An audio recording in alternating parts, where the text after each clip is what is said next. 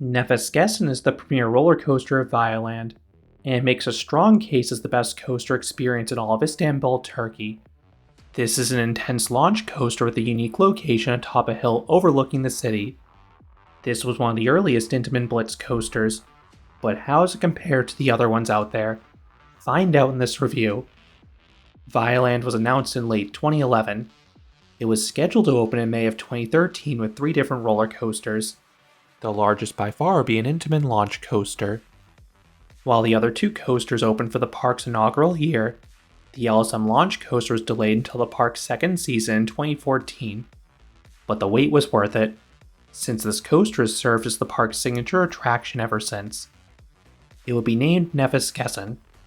This is a bit of a tongue twister for an English speaker such as myself, but the name is fitting, as it translates to breath taker. The ride is lightly themed to racing. The station and queue have some checkered flags. Then the train is designed to look like a race car, in a similar vein to how the trains in Cedar Point's Top Thrill Dragster used to look. This is complete with a custom nose piece in the lead car. Then the back car is a wing and fake wheels. The train is painted black, and this pops beautifully against the red track. While the layout itself is very little theming, that is fine. The elements are strong on their own. Then this ride's placement is stunning. Vialand is located on a giant hill. On ride, you get this gorgeous view overlooking the park and city. Off ride, this coaster looks monstrous as it towers over everything else at this park. You can see it from anywhere. It also plays a huge role in the park arrival experience, as it runs adjacent to the main entrance. This certainly got me hyped for my day. As with many coasters located by front gates, many people will make this their first stop. Fortunately, there weren't too many people at this park at opening. This coaster was never more than a 5 to 10 minute wait. I was shocked, considering I visited on a summer Saturday. Add in the fact this ride does not have the highest throughput. The trains are pretty short like a lot of Blitz coasters, as they seat a max of 16 riders.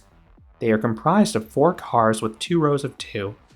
Not only that, the coaster is operating with just 1 train. I believe they own a second train, but every trip report I've seen has mentioned just 1 train in use. If visiting on a really busy day, the queue did not look all that exciting, as it was just a series of switchbacks.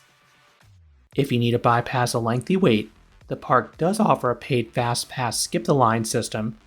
This routes you directly to the station, allowing you to board the next train in most instances. Even though I visited on a quiet day, a lot of people purchase these because they are bundled with the highest tier admission packages. Seating is on a first come basis, and you are not allowed to wait an extra cycle if the seat you want is already occupied. They're almost always with someone in the fast pass lane, and they're always admitted first, and 99% of the time, they will take the front few rows. Once all the fast pass users are admitted, the park lets enough people from standby to fill the rest of the train. I was only able to get the front on 2 occasions when I could pair up with a single rider who had fast pass. Having tried seats all across the train, I had a slight preference for the back. I thought the airtime was a bit stronger there, but there is not a bad seat no matter what you get. Going into my visit, I was warned that operations at the Istanbul parks were slow. That was certainly the case at Via C. Multiple rides, including another Intamin Blitz coaster in Redfire, had to wait at least 10 minutes in between cycles. It was insane, even when that ride had developed a sizable line. Fortunately, Vialand's operations were fine. They would batch riders while the prior train was cycling, and then check restraints quickly, so the line moved at a steady pace. It helps that the restraints are simple. They are overhead lap bars with a secondary seatbelt on the outside. This was an upgrade over the prior Blitz coasters, which instead featured over-the-shoulder restraints. This could result in some headbanging on the rapid transitions. Nefeskesen's lap bars offer a more comfortable and freeing ride experience. These are not the same ones as the ones featured in Intamin's newer thrill coasters though. The ones in Nefeskesen have a more slender design. You can find these restraints at some of Intamin's 10 inversion coasters like Sick at Flamingo Land. I think their current lap bars are a bit more comfortable because they better spread the forces on your legs in moments of hang time, but Nefeskesen's restraints are still very comfortable overall. It just shows how Intamin took something great and made it even greater in their newer coasters. One other note before breaking down the layout: you cannot wear glasses on this attraction, even if you have an athletic strap. That was the case with almost every thrill ride in Turkey, so just plan accordingly if you're able to wear contacts like myself. You do not want to miss the amazing sights this coaster offers if you have a way to take them in. Once secure, you roll out of the station and you have a slight downwards curve left. You pass under a pedestrian bridge, and you have some brakes that slow the train down. A moment later, you hit the LSMs that send you hurtling down the launch track. The brake beforehand actually enhances the launch. When you decelerate, it sort of pushes your body forwards. Then, you're ripped backwards when the launch engages, so the initial kick feels quite strong. Then the rest of the launch has good power overall, and the positioning at the end of the hill makes it look like a launch off a cliff in Istanbul. This is easily one of the best launches in the Blitz coaster model, between its power and the views. This leads directly to the ride's tallest element, a 164-foot or 50-meter tall twisting top hat. This feels very similar to the ones in Accelerator Knott's Berry Farm or Stealth at Thorpe Park if you've ridden those coasters.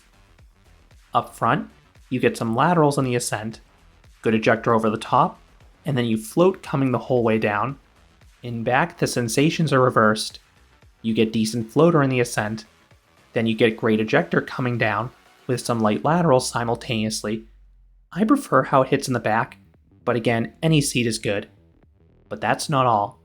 The apex offers an epic view of Istanbul's skyline in the distance. It is one of the better views of any coaster in my opinion. Then you also get some positive Gs. The transition to the top hat is sharp, offering a blast of solid positive Gs. Then the pullout is even tighter, so it offers nice positive Gs. And as a bonus, it charges through a rocky tunnel with a frighteningly tight clearance envelope. I believe this is where you hit the ride's max speed of 68 miles per hour, or 110 kilometers per hour. I know most launch coasters typically hit their top speed in the launch, but the top hat here drops lower than the launch track, in a similar vein to Storm Runner at Hershey Park.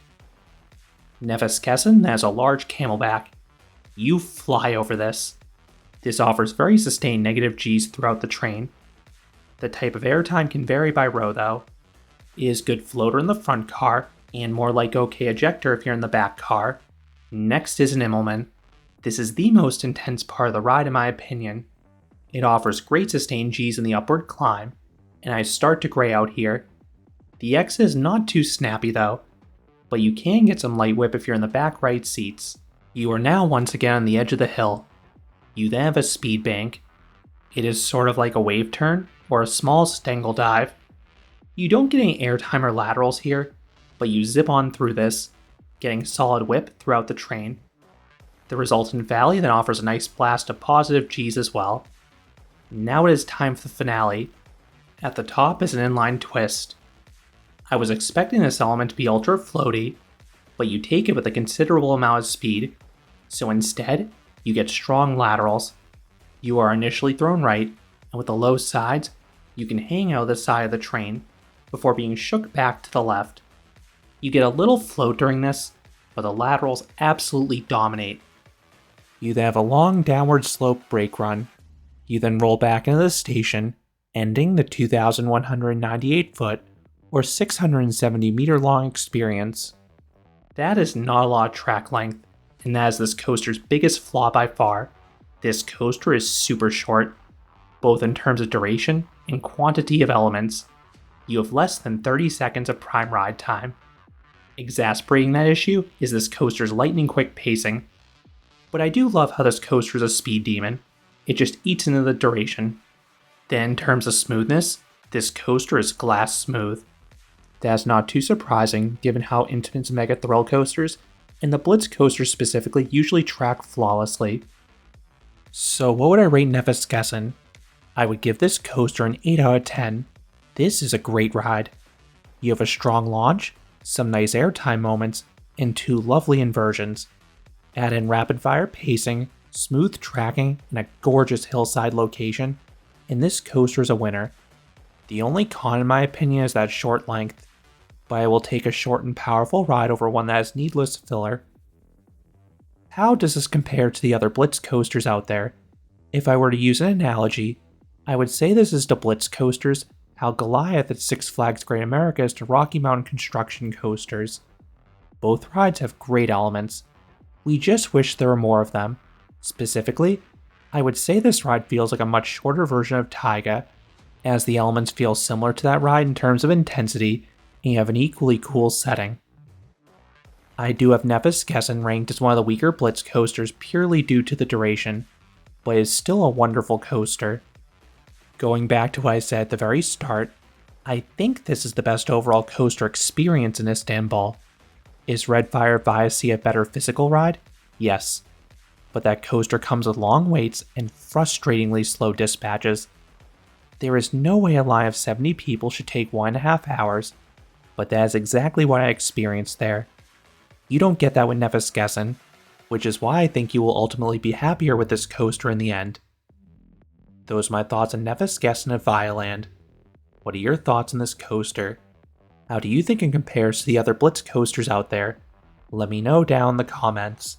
If you enjoyed this review, I would appreciate it if you gave this video a like, and you consider subscribing, because there'll be a lot more roller coaster and amusement park videos here at Canopy Coaster. Thanks for watching.